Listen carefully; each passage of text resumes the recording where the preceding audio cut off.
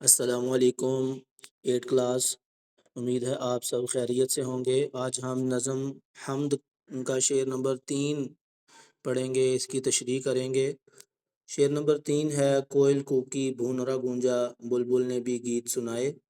نظم کا عنوان حمد، شاعر کا نام ماہر القادری، اسی طرح لکھیں گے، ہیڈنگ مارکر سے لکھیں گے، مفہوم کی ہیڈنگ بھی مارکر سے دیں گے۔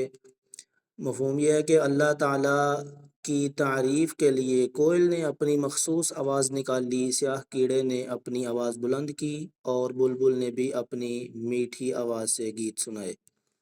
تشریح: اس شعر میں شاعر بیان کرتے ہیں کہ اللہ تعالیٰ نے اس کائنات میں انواع و اقسام کے پرندے اور جانور پیدا کیے ہیں۔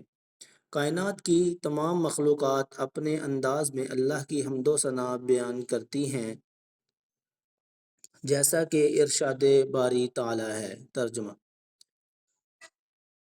یہ آگے جو ریفرنس ہے، ترجمہ، یہ مارکر سے لکھیں گے، یہ حوالے کے طور پر ہے۔ آسمان و زمین اور اس میں موجود تمام مخلوقات اللہ کی حمد و ثنا بیان کرتی ہیں، سورہ بنی اسرائیل۔ اس کے بعد پھر پین سے تشریح لکھیں گے، نیا پیراگراف بنا کے: اللہ تعالیٰ نے پرندوں کی آواز کو نہایت خوبصورت اور سحر انگیز بنایا ہے۔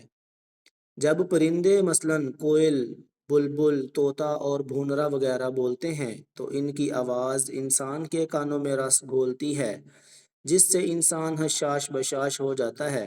در حقیقت یہ پرندے اور کیڑے مکوڑے اپنی آوازوں کے ساتھ خدا کا ذکر کرتے ہیں اور اس کی نعمتوں کا شکر ادا کرتے ہیں۔